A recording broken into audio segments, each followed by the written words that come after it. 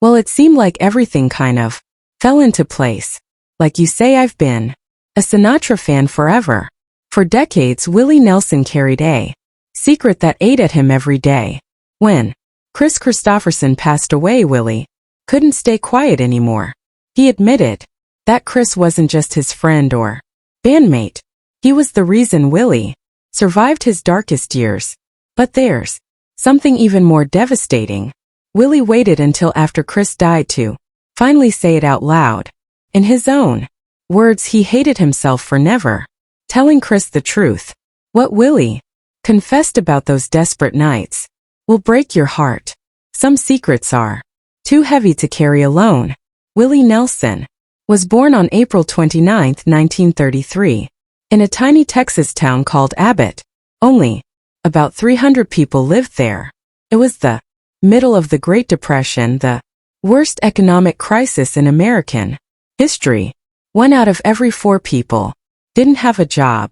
And right in the heart of this struggle, Willie's mother left. He was just 6 months old when she walked out to look for work and never came back. Not once. Soon after, his father left too. Willie and his sister Bobby were left behind, abandoned with no one but their grandparents to take care of them. They moved in with their grandmother Nancy and grandfather Alfred.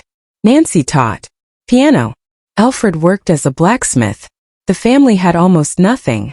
Winters were so cold they glued newspapers to the walls of their home just to keep out the freezing wind. This was how Willie grew up in a world that was falling apart, surrounded by hunger and heartbreak. By the time he was 7, Willie was picking cotton in the Texas heat after school just to help buy food. That same year, he nearly died. He caught pneumonia in 1940, a sickness that was killing children everywhere. Medicine wasn't good back then, and thousands of kids died every year. Willie was lucky to survive. That sickness nearly took him, but it also left something in him, a toughness that would carry him through the hardest parts of his life. When he was 6, something happened that changed everything. His grandfather gave him a guitar. It wasn't fancy, just a cheap one they could barely afford. But the moment Willie touched it, something clicked. By 7, he was already writing songs. His first one was probably little gospel tune, something simple, not pretty paper, that came much later in 1963. But even as a child, music gave him a way to survive. By 10, he was already playing in local bars. He made more money than most adults picking cotton. This little boy in dusty overalls had become a musical prodigy, but his world at home wasn't free. His grandmother was deeply religious. She went to the Methodist church that had stood in Abbott since 1899. She didn't allow dancing. She thought it was a sin. Every Sunday, Willie sang in the choir, acting like the perfect church boy. But secretly, he drank beer and smoked cigarettes. He was terrified, thinking he'd go to hell. And while his grandmother prayed, he listened to Bob Wills and his Texas Playboys on the radio. Music she would have called the devil's work. Years later, in a strange twist, Willie bought that same church to save it from being shut down. Then came a heartbreak he never forgot. In 1939, when Willie was only 6, his grandfather Alfred died from pneumonia. The man who had raised him, taught him guitar, and loved him like a father was suddenly gone. Willie said it was like losing the sun.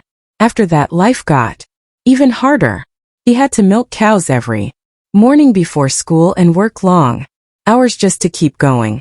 That loss lit a fire inside him. He became more stubborn, more independent.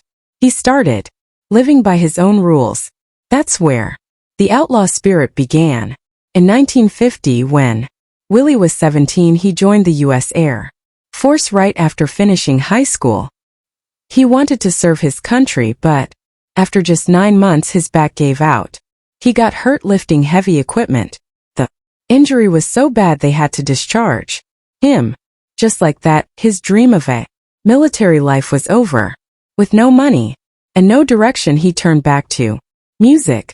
In 1956, he moved to Vancouver, Washington and took a job as a radio DJ at Caven. There he recorded his first single called No Place for Me. He added a song called Lumberjack on the other side. He even created his own label, Willie Nelson Records, and sold the records himself along with autographed photos for $1. Starred Records didn't want to release, but that didn't stop him. He sold 3,000 copies just by talking to people through his radio show. Even with this small success, money was tight. He worked late nights, cleaned dishes, and even tried to join a show called the Ozark Jubilee but got turned down. Eventually he gave up and went back to Texas. There he sold Bibles and vacuum cleaners just to feed his family. He even worked as a sales manager for Encyclopedia Americana. Life was brutal, but all that pain showed up later in his songs. In Fort Worth he started playing in wild honky-tonk bars. These places were loud and violent. Fights broke out every night. Willie needed protection just to survive, so he hired Paul English to play drums and watch his back. Paul looked scary with a devilish goatee and a habit of carrying guns. Together they made sure no one messed with them. Willie even got into fights himself when drunk strangers tried to control his music. But these rough nights taught him how to control a crowd and how to survive the music business. Then came a moment that broke his heart but changed his path. In 1959 he was broke and facing eviction, so he sold a song he wrote called Family Bible for just $50. That same song became a massive hit for another artist. Around that time he also sold Nightie for $150. Both songs made tons of money, but not for him. He learned a hard truth. Always own your songs. That lesson would help him build wealth later. By 1960 he moved to Nashville. He was nearly 30, cold, broke, and sleeping in his car. One snowy night he was so low he laid down in the snow and waited to die. A friend found him just in time. Then a man named Harlan Howard heard his music at Tootsie's Orchid Lounge. He convinced a company called Pamper Music to hire Willie for $50 a week. That tiny paycheck saved his life. In 1961 he wrote Crazy for Patty Clean. Her husband had been playing Willie's songs non-stop, and she hated it until she finally listened to Crazy. The song became her biggest hit and a crossover sensation. But Willie barely made any money. The record labels took most of it. That betrayal made him hate the Nashville system. He started pulling away from it. In 1962 he released his first album, and Then I Wrote It had big songs like Crazy and Funny How Time Slipped